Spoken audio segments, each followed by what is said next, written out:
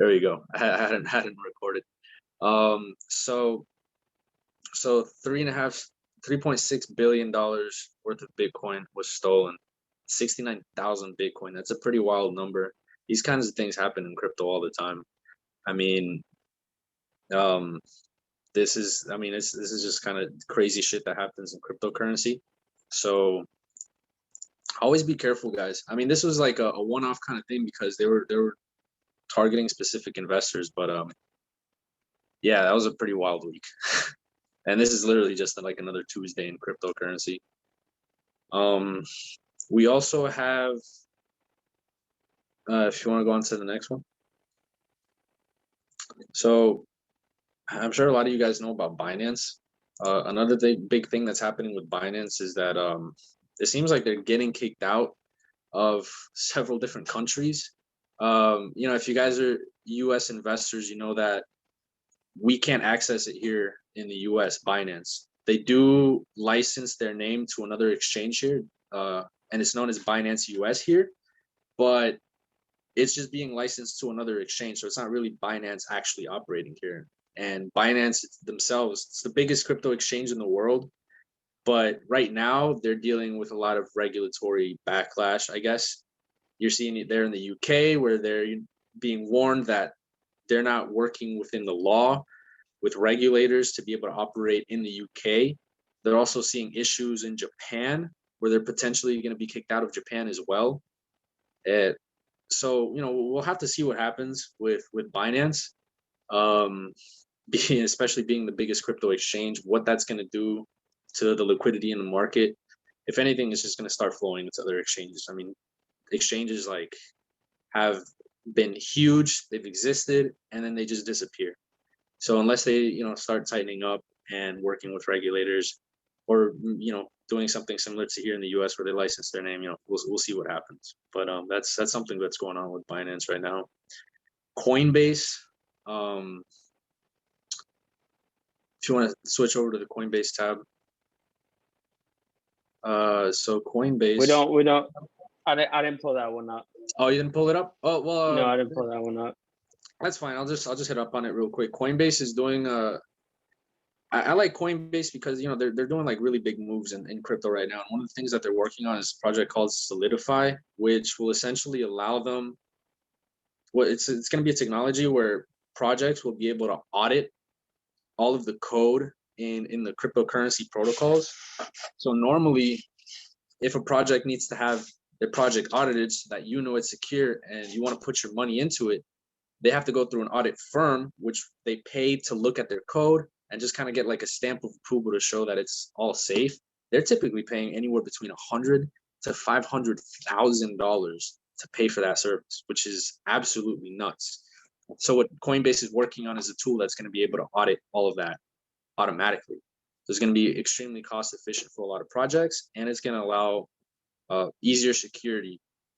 To be able to tell easier what projects are secure or not. You have that Coinbase stamp of approval. So that's definitely something to look out for when you're looking at some crypto investments potentially in the future.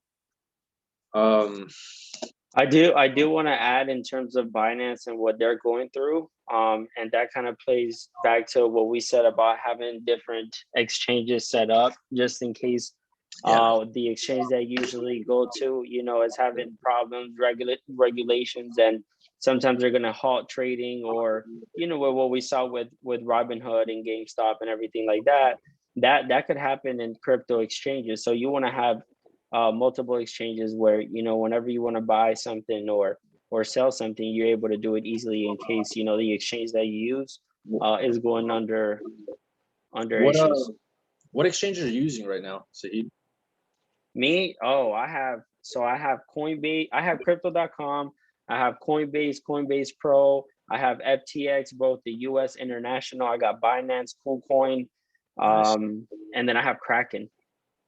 Oh, Kraken. Yeah, I've had some issues using Kraken before, but yeah, it's a little complicated when they have if anybody's familiar with Kraken, there's like minimum withdrawals and deposits that you have to put into Kraken. So I don't personally use it, but it is a really good exchange for anybody like looking into that. They also have really good staking options. You can stake. Yeah, they do. They do. That's kind of why I downloaded Kraken. It was because of that. KuCoin is good too. I kind of I like that one. I like the structure of it. But FTX, bro, FTX is it's a Yeah. good, very good exchange. And recently they did like a study. In one of my Patreon groups, they did a study, and worldwide in terms of demographics, male, female, everything. FTX, like the international one, was the go-to in terms of what they offer, um, just kind of how they're structured. So FTX is definitely a winner. And they're making really big moves in the market right now. Like Yeah, they are. they They have the are. sponsorship for the Miami Arena. They have that for I think another 20 years. And Mm-hmm. they're actually the official crypto sponsor right now of the MLB, Major League Yep, yep. Baseball. That was That was part a, of last week's news. That was big. That yeah, was big. FTX is doing some. Yeah, I mean, so I'm sure like FTX is going to be opening up. It's going to be a much better exchange in the U.S. I think their international exchange is a lot better, but it'll definitely be a Oh lot better yeah, in of the course. U.S.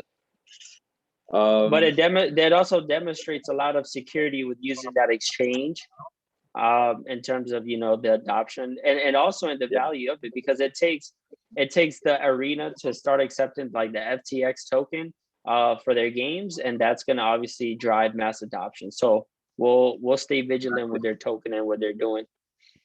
All right, So so here yeah, I'm sure this we saw a lot of this, right? And social media, Twitter, going around in different group chats about how in September this is going to kind of take into effect. And I know there was a question about if you can use wallets with the internet. So the government of El Salvador, what they're going to be doing is they're going to be providing people with like, I guess it's a certain system in the phones that you don't need internet in order to do the transactions. It's going to be kind of very government regulated, and they're going to be dropping kind of airdropping $30 worth of Bitcoin into people's account. And there is certain criteria that people have to fall under in terms of obviously you have to be an adult, and there's certain restrictions.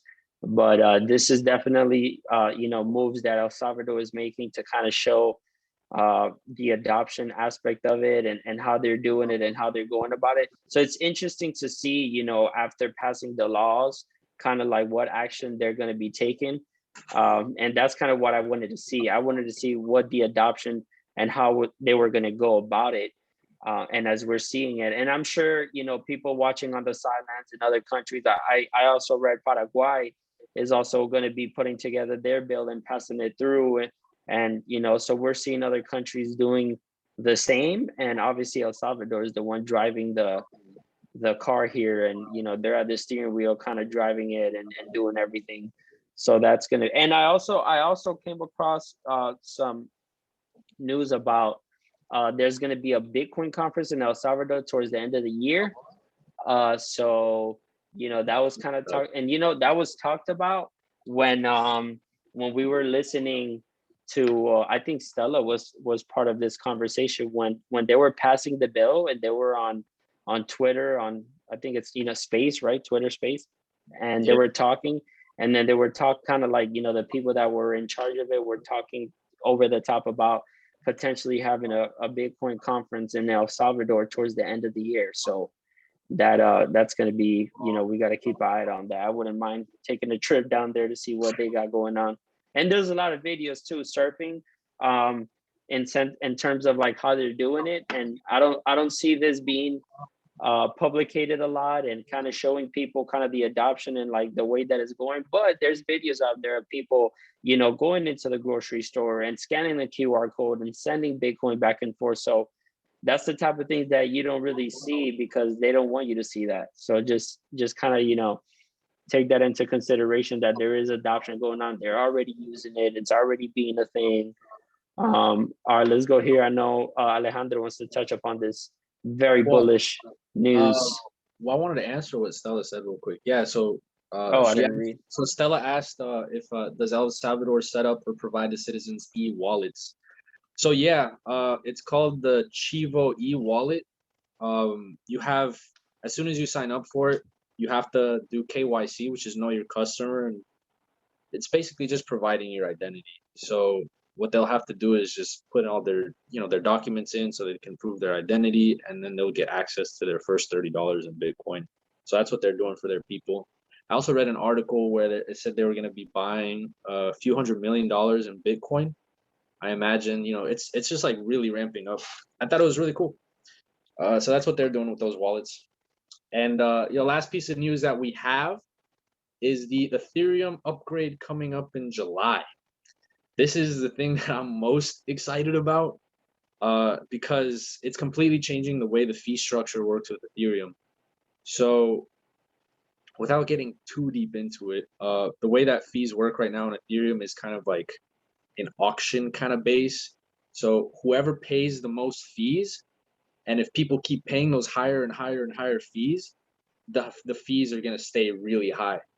And the way now that it's going to work is there's going to be a base fee structure where it'll be a minimum fee that you can pay, and then your transaction will go through, because sometimes transactions, they can fail. So what's also essentially is going to be happening is that base fee is going to get burned, which means some of the supply gets taken out of circulation. So, and that also comes with every transaction fee that you make. So the thing that everybody's talking about right now is Ethereum potentially becoming deflationary. And I know I touched on this the last live.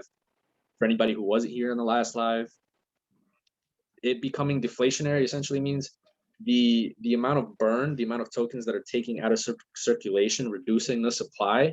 If that outpaces the amount of the amount of Ethereum being mined, then with less supply, everyone knows price tends to go up.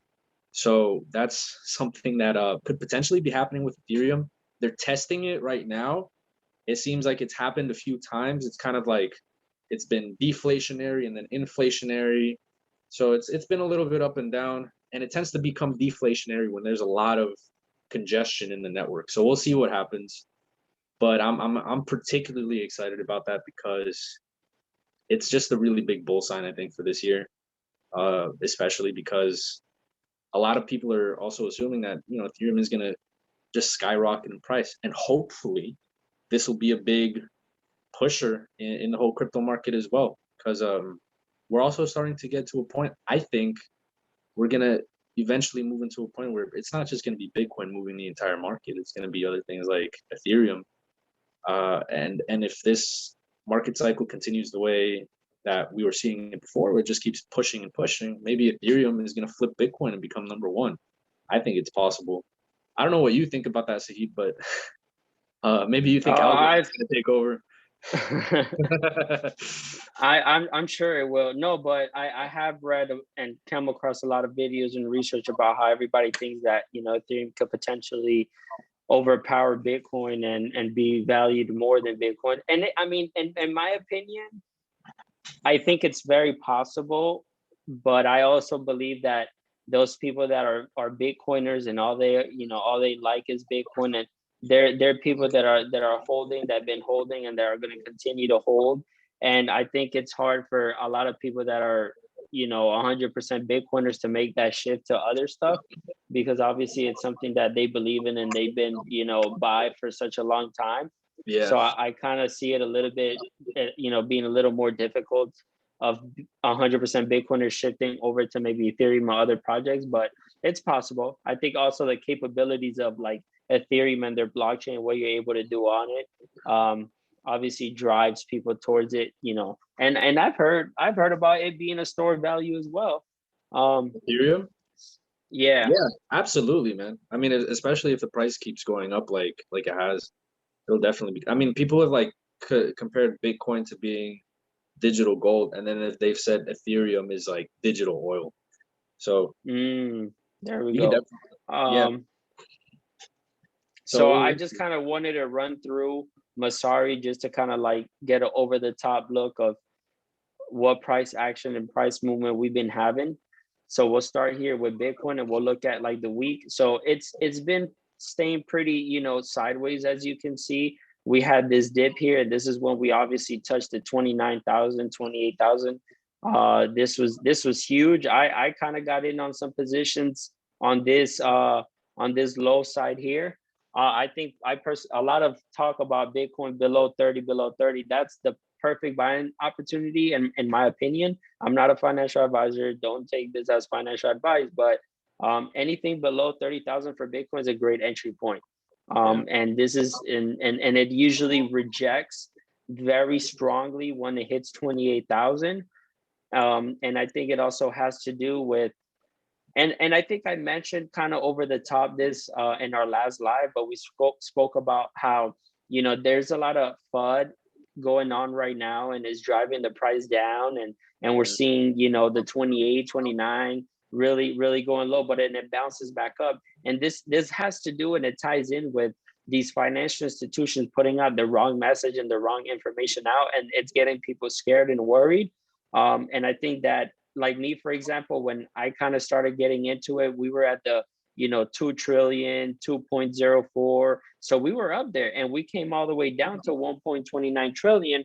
And so those people that got in early, that got in during those moments where Bitcoin was at 60 something thousand and is traced back, 50, 60% off. And obviously those people that got in the 60s, maybe they're new, they're kind of, unaware of what's going on, they're inexperienced, and they go into panic and fear mode, and that's kind of, it makes people sell, and so it drives the price down.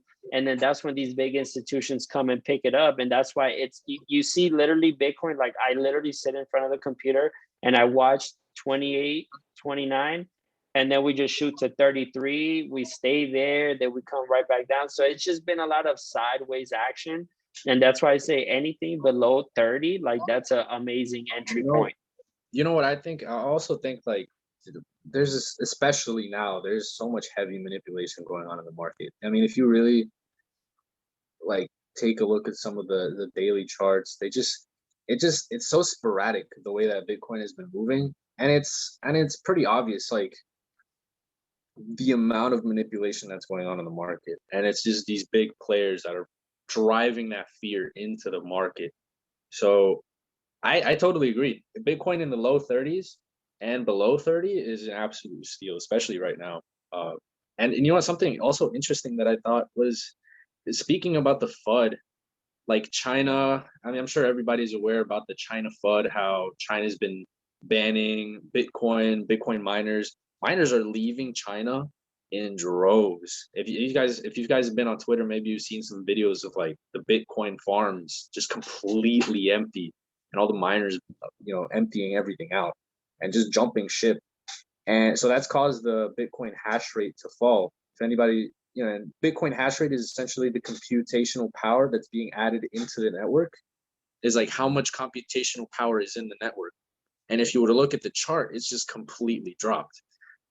But regardless of that, Bitcoin has actually maintained pretty well, like pretty decent price, especially in the last few days. It's like fallen considerably, but Bitcoin's been bouncing back up. So I think that just shows like the sentiment in the market. There's definitely a lot of fear, but I also think there's a lot of positivity, especially when we see, these green days where Bitcoin, bounces up to 34, 35K. That feels good. Yeah, and just brushing up on the news that maybe is not blasted, and essentially these banks are now, going into the transitioning of allowing their private clients to invest into cryptocurrency. So these institutions obviously want to find a very good entry point. And that's why they come out with these news about, the instability, all the negativity, but behind closed doors, they're essentially trying to drive the price down for it to be an attractive entry point for the investors, and especially with the adoption that's going on and the rate that we're going. And I touched upon the 401k and them working alongside, potentially allowing people to contribute towards Bitcoin for their 401k savings instead of just having it in an account. So this is kind of over the top. We're focused on Bitcoin and Ethereum a little bit, and then, the rest kind of follow along based on what Bitcoin does. But I do have to mention that, even though Bitcoin has had these swings back and forth, I've seen, a lot of strong and steady hold in some of these projects. we have, like, for example, like Algorand staying, in the solid 80s. I saw it dip down to, 75, but it's not testing below 80s anymore, which is good. So even though some of these have, Bitcoin's going back and forth, there's other, that are like, look at Aave. That's, bro, 14.39% in the last 24 hours. Like, literally 24 hours ago, you grabbed $5,000, you put it into Aave, and 24 hours later, you've gone up 14% on that. So, like, even though the market is kind of downwards, sideways, there's still money that we can make here. Like, look at this. That's Have you, 10%, Cosmos. I just staked my Cosmos, actually. oh, I nice. just staked What that, kind of and I return are you started getting? staking AMP too. Where did you stake your Cosmos? What kind of interest are you getting? I staked it on Exodus wallet, and I'm getting 8.89%. Nice. Exodus Yeah, Wallet it was. like for sure. Yeah, it's a good. I have Cardano stake there. I have Solana stake there, and I have um this one stake, Cosmos. Cosmos. Yeah. Cosmos Yeah, is a so crazy project. I'm honestly really looking forward to seeing Cosmos. Actually, this year they released their tech for it's been like waiting for years because Cosmos is a bit of an older project. But finally this year they released that their big update to allow blockchains to finally connect to it. So with Cosmos, to anybody who doesn't really know much about Cosmos, they're essentially right now blockchains, they can't really talk to each other, but Cosmos is allowing that to happen, and they're all just going to connect in this one central place. And Cosmos being the center of that is absolutely huge. I think it's going to be a top 10 contender in the years to come for sure. I'm also really bullish on Monero. I know like a look lot of at people. look at Kusama, dude. Oh, Look at this. Kusama's been Wow, doing really well. almost Kusama's 28%. Yeah, Kusama. I've been looking at that. I have some Kusama. I have a pretty good amount of Kusama. I got a decent bag on that. It's been like swinging pretty hard. I think it was just below 200 not too long ago, maybe just the other day. So if anybody swept up Yeah. some Kusama, they're sitting pretty. Should have gotten more for myself. Yeah, Um, so you see, even though Bitcoin's kind of just trending sideways, there's still money that you can make if you want to kind of see it on a short term and short perspective. There's other opportunities here where you got some entry points. Since I've been analyzing more or less the price action that it has, I've kind of already seen good entry and exit points. But as we can see, I just kind of could pinpoint certain entries, and like I bought Aave below $200. nice. So those there's still money to be made, even though we're kind of just trading sideways. And We still, yeah, I think we also have to be really careful at where we are right now in the market still, like, because there's so much, negative and positive news both coming out. It's so much uncertainty in like what the market is doing. And the way it's been trading, I'd still be very careful. I mean, I still, bought some more Ethereum, but I'm still being very careful about what's happening in the market because we could potentially see another dip. yeah, I'm sure we will before we go. We'll shake out some weekends before we go to the upside.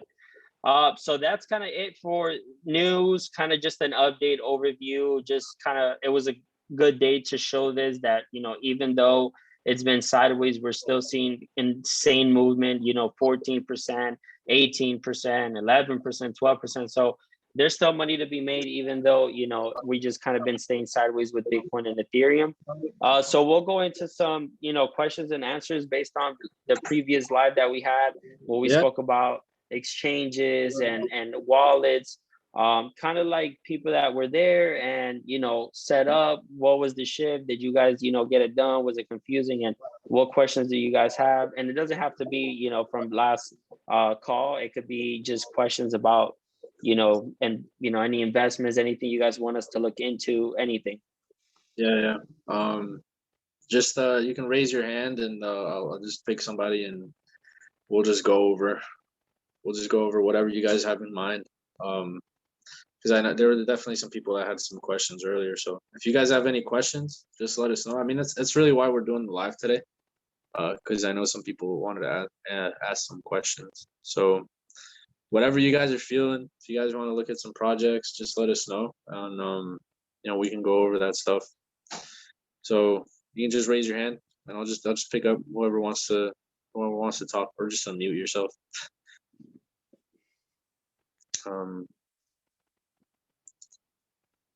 And hold up a second.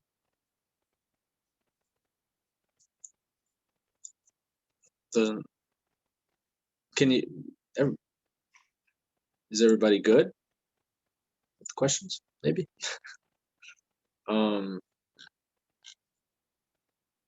Any questions you guys may have on like setting up your accounts, setting up your wallets? Did anybody that was here last call, did you guys get to set up your exchanges and wallets? Yeah, I know there's some people like struggling with some of those things, but maybe we don't have as many questions as I thought we did.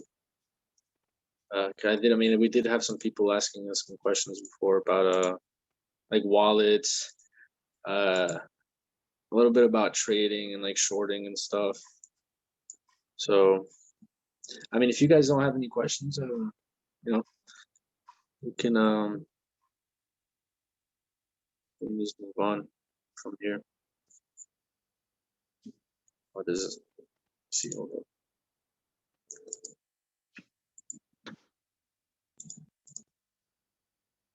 Side. Micro caps. Short. If you want to unmute yourself, you can just go ahead and ask what exactly do you want to know about micro caps. Melvin.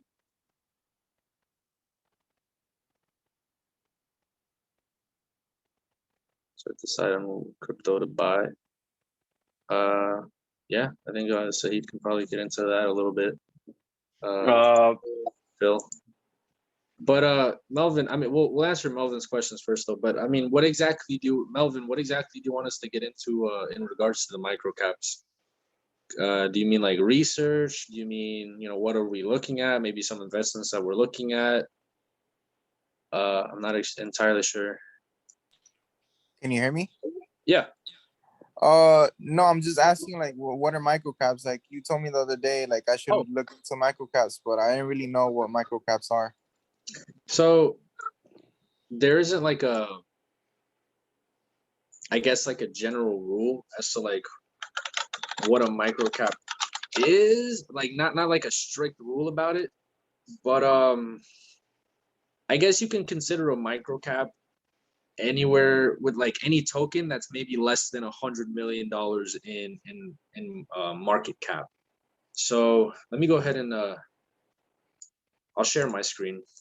I'll show you guys. I'll take you guys through CoinGecko. Give me a second. Sorry guys, give me a second. Let me get this set up. I got you, Sahira. I'll take them through it. All right. Yeah. So, okay. Can you guys see that? Yes, sir. Okay. So, I use CoinGecko here to look at there's a bunch of different ones. There's CoinMarketCap, there's Live Coin Watch to look at all the different cryptocurrencies. So microcaps, let's just go to like page 5. So if you guys look at the market caps over here on the right, you can see if you look over here on the right, you can see 48 million. So these are what I can kind of consider mid caps, anywhere between like 50 to maybe 300 million. I would consider like mid caps. Micro caps is stuff we're looking at that's like way less than that. So let's see. This is the kind of thing. These are the kind of like tokens I'm talking about. Oh, look. So CyberFi is like one that I talk about all the time. If you look at the market cap right here, it is 10.7 million. That's really small market cap compared to Bitcoin. If you look at Bitcoin's market cap right now, it's at 650 billion. And even if you look at the top 100, so if you look at Curve, it's at 583 million. and that's 100. CyberFi right now is trading at 807, number 807. So that's really just generally what I mean by microcaps. So you have your high market cap, your large market cap coins, which are coins that you see in like the top 100. Those coins are prone to less manipulation because it takes a lot more money to be pumped into those to move the prices. When you're looking at mid caps, so I generally, just one quick thing, I generally consider large cap coins to be much safer, and they are much safer than a lot of the other ones. The prices aren't as volatile. Once you get into the mid caps, you do start to see a lot of volatility. But once you get into the micro caps, a lot of these projects that I'm invested in, it just takes one person to move the price from, let's say, $20 to $10, or from $10 to $20 to $30. It just takes one person with a few $100,000, which is pretty wild thing to do. So when you're looking at micro caps, that's generally what I mean is anything I'd say below 50 million is what your micro caps are. Then you're looking at like small caps, 50 million to let's say 300 million, mid caps, just anything larger than that, and then large caps, it's just like top 50. Stuff like Bitcoin, Ethereum, Internet Computer. That's what I mean by that. And what was Phil was asking a question earlier as well.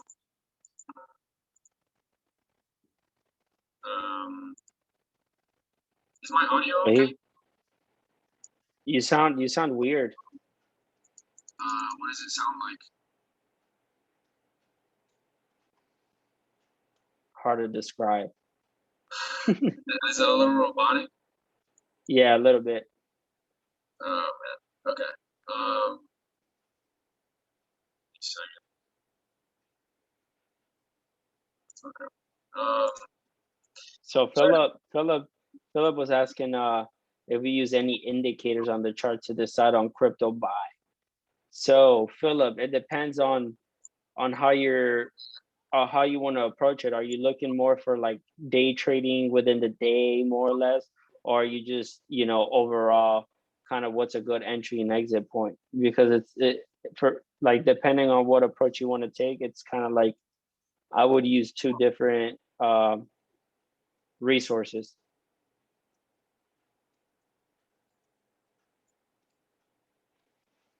So if you want to do it like just general, we can also go into both if you want to pull up trading view or something. No, even I like to use Masari just because it's kind of like vision friendly. Trading view kind of could be a little overwhelming for people that kind of don't want to do it for like day trading. But in terms of like Masari, like if somebody were to come in right now and be like, oh, Bitcoin's at $34,000, like what would be a good entry point, or what would be a good buy for me to go in or invest some money? So you see right here, we look at the 1 day chart and kind of how it's been trading, and we see peaks, right? And then we see some lows, and we just see that this is kind of like where it's at right now at 34,000. It's kind of, I would say, like equilibrium. This is where it usually comes back to before it either goes low or it goes high, and that's on the day. In the week, we see it as well. We see the same kind of like equilibrium, and then we see the highs are the tops are 35s, and the really lows are between 30, 31. And then this down over here, the 29, that was a blessing, and that was very short-lived. And that's why sometimes I kind of argue against people that say that it could trace back to 20 to 21, because as soon as it's hit 29 and even brush 28, it just goes back up. It just shoots back up. It's very short-lived. It's picked up very quickly. And that's essentially kind of like what whales are doing, right? They're waiting for that bottom, right? For kind of retail investors to just get out of their positions because they're scared. They got in at the highs, and now they're just kind of like, you know what? They're just gonna sell, and it goes low, low, low. It drops, and then boom, this is picked up very quickly. And if you guys didn't know, when Michael Saylor purchased, with the $500 million that he received, he purchased at like 37.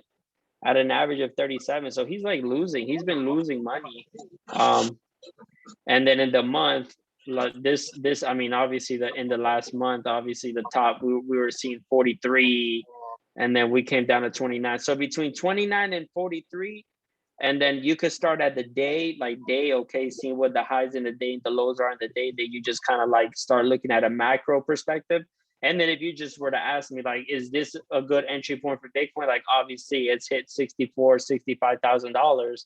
So if I'm very bullish on it and I'm seeing it as a long-term thing, then I just say, you know what, it's 50% off. So it's like if you were to go to, you know, somewhere where you shop and you see your clothes being 50% off, you're going to want to buy. And that's kind of how I see it. I see it very attractive at 34, 33. Like when somebody asks me, oh, you know, like, what's your game plan?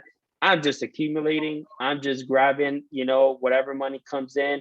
I just buy wherever it's at, just because of the fact that I'm seeing it such long term. I'm just up in my positions, because who's to say this won't go to, you know, 38, 40 tomorrow? Like that's kind of like the monster that we're kind of playing with. Like, you know, I'm expecting some money coming in, and I'm like, yo, like I hope it stays like this. And we kind of saw that with Ethereum. Like Ethereum, you know, it was in the 18s and the 19s, 18s, 19s, and people were seeing it like, oh, like, you know, should I go in? Should I just wait? And then we're trading at, you know, over 2100. So, you know, it's going to come back down, probably test the 1900s, or maybe not. Maybe not. I had a conversation with Alex today about it, and about, you know, oh, you know what, we'll load up, we'll wait to see, we'll go on the bull run, and then, you know, where's our selling point? And the thing is, the difference I think between now and last the last bull run, like 2017, 2018, like I wasn't kind of here for it, but based on what I've been told, it was kind of like, you know, it went up, and, you know, people didn't sell, it came back down, it was trading sideways for a while. But now, since I see such differences in adoption and the bullish news that are coming out, and, you know, banks now making it an investment opportunity, the 401k, maybe we're going to see it go up, and it may not. I can maybe possibly see it not coming back down. So like if you were to say, oh, you know, what's a good selling point, that way when it comes back down, I could load up on some more. I'm kind of finding it hard to see it like that, just for the fact that there's so much more going on now that it was going on, you know, 3 years ago. So it's how, do you use anything in regards to supporters and like the job? Yeah, I do. You know, I'll jump in here, you know, in terms of let's go into trading view. I'll show you what my trading view is. Kind of overwhelming, but this is kind of how I have it set up.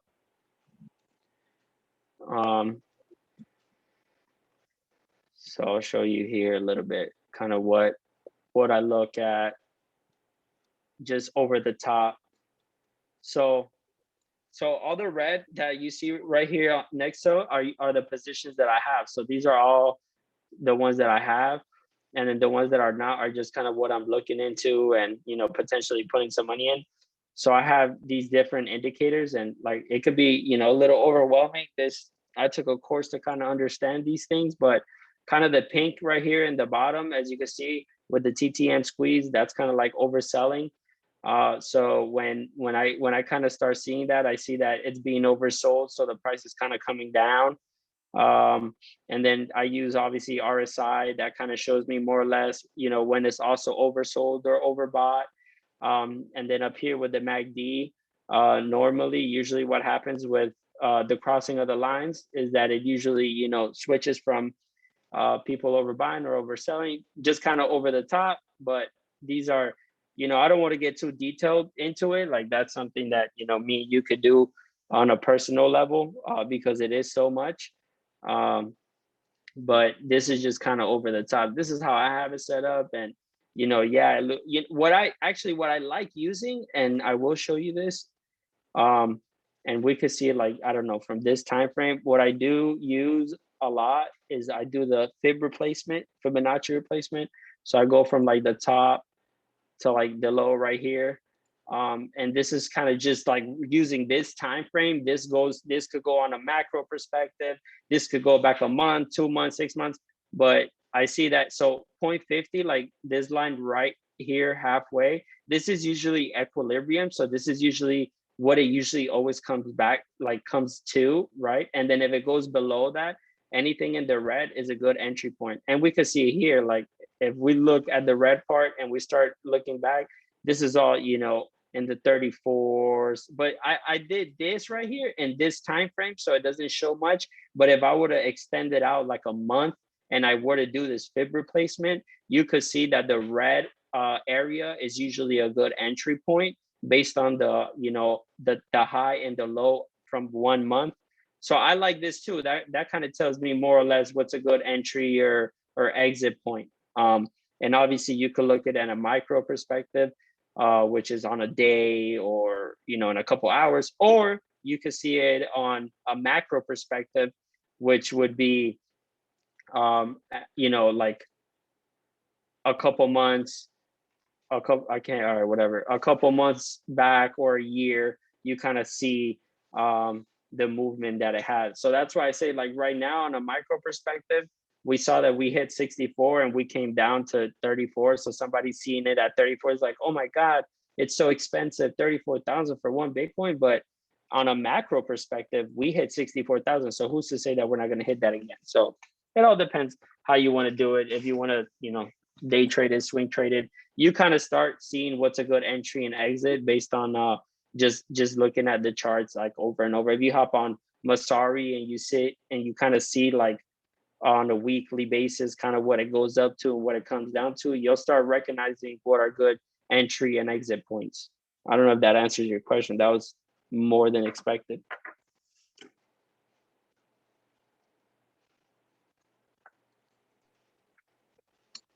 Yep. So does anybody else have any questions? You guys can just go ahead and hop on the mic if you want to ask anything. You don't have to type it all out if you don't want. We'll be free to answer anything for you guys. How do you find crypto to scalp trade?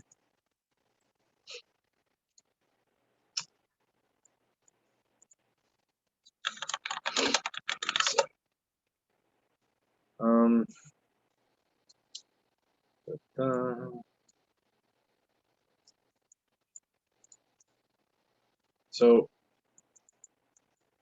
one second.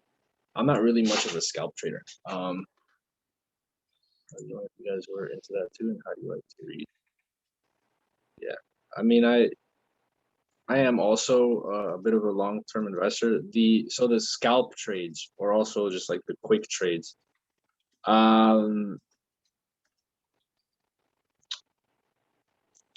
don't really do those very much. I'm also. Go ahead, Alex. Oh, yeah, Alejandro. I personally am not much of a scalp trader. So the kind of positions that I usually enter when I'm trading, it's typically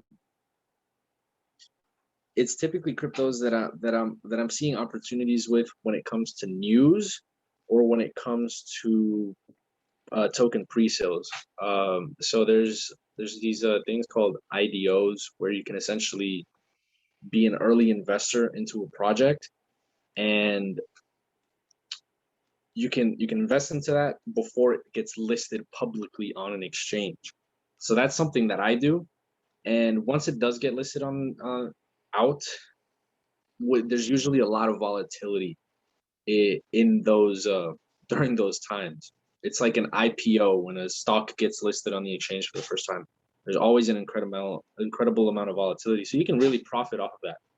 I'm always profiting because I'm investing in a really cheap price before it gets listed. That's usually what I do. If you're looking to, I'm sorry, you asked, how do you find crypto to scalp trade? So what you can do is you can look at Trust Swap, and I can pull this up for you. Unless you want to pull it up, Sahid, or I'll share my screen, whatever you want to do. Go to Trust Swap. So Trust Swap, if you're into, you know, all the volatility, if you're into the volatility, Trust Swap, they're not coming up. You can just Google it. I don't think it's trustswap.com. So TrustSwap is a launchpad.org. Okay. And you can go to the launchpad right there on the bottom. Right there, launchpad. Yep. So TrustSwap is a launchpad. Launchpad is essentially a platform in which you can invest into tokens before they get listed, like an IPO. So during an IPO, they get stocks get listed on the exchange publicly for anybody to trade. But before that happens, there are a series of investors that put their money into projects to help fund it before it gets listed on an exchange. And that typically happens years ahead of time.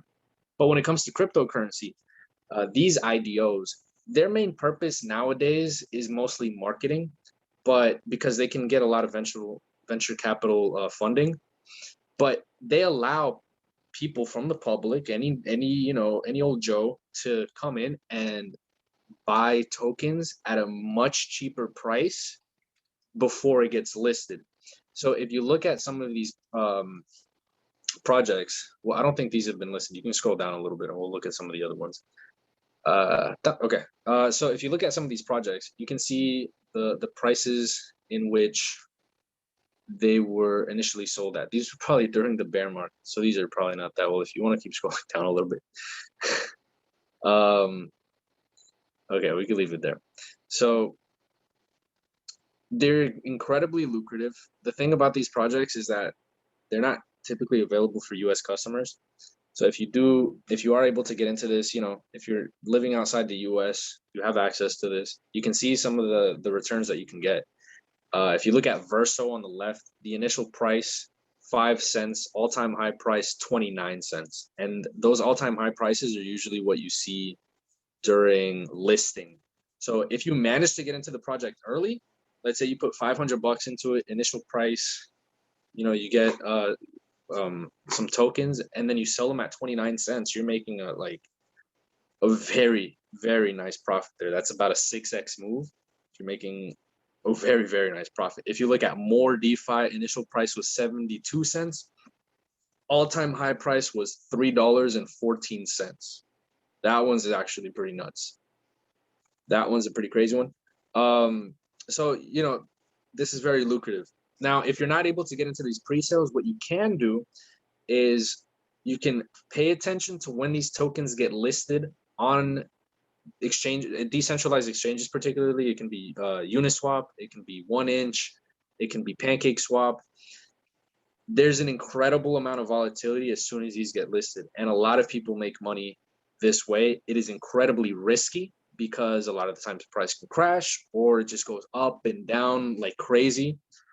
So if you're interested in doing some scalp trading, you can look into these projects when they get listed. You don't have to do necessarily TrustSwap. If you want, just look into different launch pads. There's TrustSwap, there is DuckDAO, there's PokeStarter, there's Cyberfi Samurai, BSC pad. There's a bunch of different launch pads, and so this would be like a good opportunity for you to do some high volatility trading. If you want to make some money off of some little price movements. I would more recommend doing projects that are launched on PancakeSwap because the fees are cheaper. But yeah, if anybody has any other questions, we can go ahead and Philip said, is there any launch pads that work in the US? Yeah, so the thing about the launch pads is that there's a lot of regulation in the US. Like we touched upon with Binance, they weren't able to operate here normally because of the regulations. So what these projects that are getting launched, so if you look at MobiPay or Obbit or Coin, these are projects that need funding. So they're getting funding through this website, TrustSwap, from the public. But if they want to work here in the US, they have to go through all of the regulations of selling essentially a security. It's almost like selling a stock. And if you know anything about IPOs, there's always a lot of paperwork for companies to do. So the reason that they can't operate in the US is typically because they're just not allowed, because they're not going through any of the regulation. My workaround is, and this is not, do not take this as legal advice. I am in no way, shape, or form a legal professional or anything in any way or capacity. But if you do live in the U.S., you have a foreign passport, you can participate in these trusts, in these launch pads. If you have, if I know, Phil, you're Brazilian, so if you have your Brazilian passport, you'd be able to do that. As far as my knowledge goes, it's not illegal for Americans to participate. It's just illegal for the projects themselves to try to sell these tokens in the U.S. So your only way to be able to do it is you live outside the U.S. or you have a passport to provide the information to these projects to tell them, like, hey, I'm not American, I actually live over here. That's basically how people do it. All they ask is your documents whenever you're trying to invest in these things. That's really how that goes. And there are some projects that don't ask for any information. So, sometimes US customers can participate. That's really how it is. So, you can participate. You just gotta have yeah. Phil says, I'm not a financial advisor, or else this advice wouldn't be free. Exactly, buddy. We're not giving you guys any financial advice, any legal advice. Don't take my word with a grain of salt. I do personally invest in these things. I have a Colombian passport that I use. I just provide my Colombian passport, and the projects, they just, they think I'm in Colombia. But it's not, to my knowledge, no, it's not illegal. It's just the IRS does have a guidance, and it basically tells people, hey, be careful with these projects. They're not explicitly saying like this is illegal. So they're just saying, if you're going to invest in it, just be careful. I'd probably need a Brazilian address. Yeah, you would. I think they typically ask for like a bill statement. I literally just photoshopped mine. I probably shouldn't be telling you guys this, but I just photoshopped like a fake like phone bill and I put an address in it. That's what I asked for. Stella asks, what's the difference between so we're gonna take this last question and then we'll wrap this thing up. So Stella asks, what's the difference between an IDO and an ICO? So an ICO was the way that a lot of projects used to get their funding. ICO stands for initial coin offering. The way they used to do it back then is like a project that wanted to get something going would create a website. People would go to this website, send, let's say, USDT or Ethereum to the address that they wanted to be able to fund the projects, and then the project would give you tokens, give you their tokens for your investment. So you would be able to invest in these projects that way. The thing was, there were an incredible amount of scams, and there's still ICOs today, but just not really like there used to be, because of the incredible amount of scams. And this was going on in 2017, 18, 19, not so much anymore. So that's what an initial coin offering. An IDO is an initial DEX offering, which is an initial decentralized exchange offering. So it just means that they're being that they're happening through a third party on some kind of decentralized exchange or some decentralized entity. So the one that I do it with, or let's say TrustSwap, for example. TrustSwap is a decentralized platform. The way they do it is they also provide security for the people. They audit the code to make sure that there's no way for the projects to scam them. There's token locks, so the teams, they get their tokens given to them over a long period of time, so they can't just dump it on all of the investors.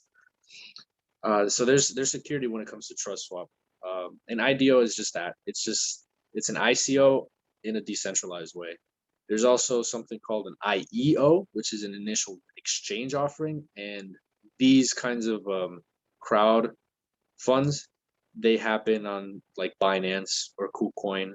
You can almost think of it like Kickstarter, but it's just happening on like Binance or KuCoin, and you can go in and invest that way. And an IDO is like a Kickstarter in a decentralized way.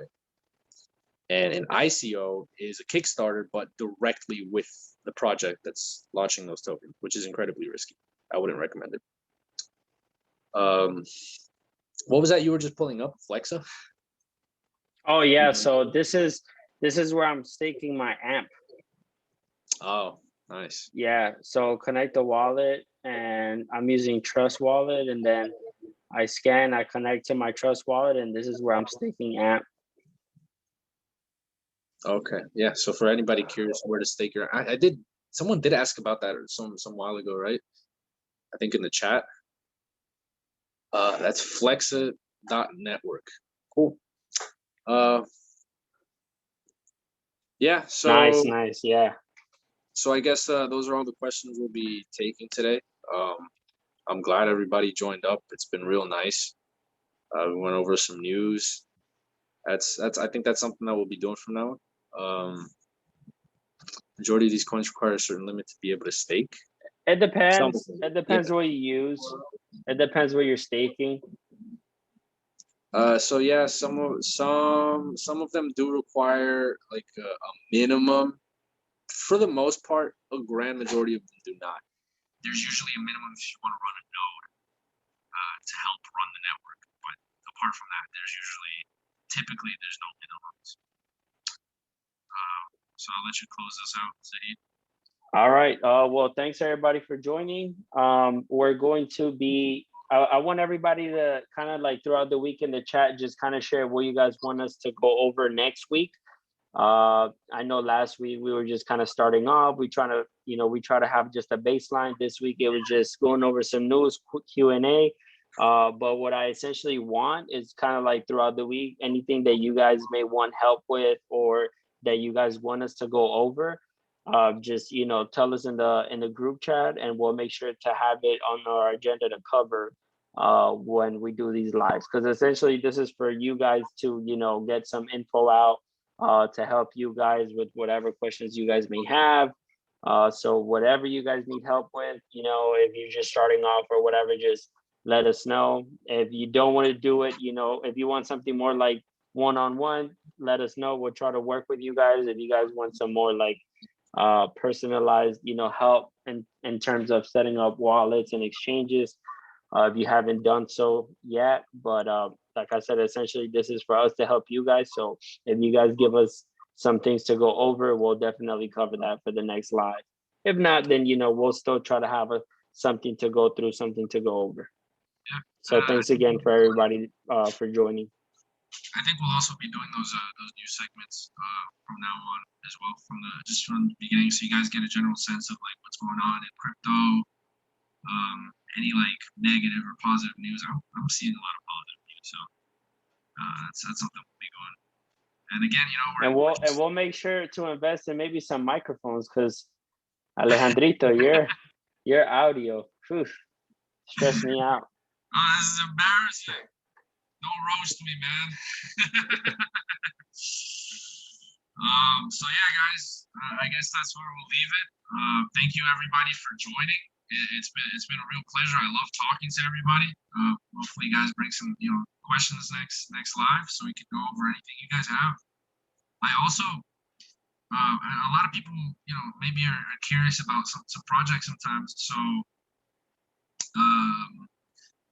I feel like I'm pretty knowledgeable in a good amount of projects. I know how to look into them really well. So yeah, I'll definitely be going over some potentially good projects that will launch soon. Top gainers of the week, points to look out for sure. And I'll always talk about those on the group chat as well. So I'll definitely go through some stuff as well to send you guys some stuff in the group chat. I talked about briefly Ethereum push notification service in the group chat. That's something to look into. But yeah, again, thank you guys for joining. It's been a real pleasure. And we'll make sure to upload this to our YouTube as well. So for anybody that didn't get to join, we'll make sure to share that in the group chat so you guys can see it. Yeah, our watch list. I have a pretty big watch list. But I think I'll be looking out for a mic instead of some crypto this week, because apparently my mic isn't sounding too good today. But yeah, I'll send you guys some of my watch list so look at some stuff. All right, well, you guys have a good night, AirPods, maybe. Does it sound good? Does it actually sound good? I feel like Yeah, it it's does decent, actually. but it's You know what? Actually, fuck. I do have some some little microphones. I mean, sorry, some earpods, but they don't work too well. oh, okay, nice. Yeah, I got these because I needed some new headphones, and I kind of had a feeling they were gonna work, but I didn't think that it was gonna be that good. Like microphones are another level, but we're good. We're good. All right, we'll take those notes, and we'll talk to you guys in the chat. Thanks again for joining. Thank you guys. Y'all have a good night.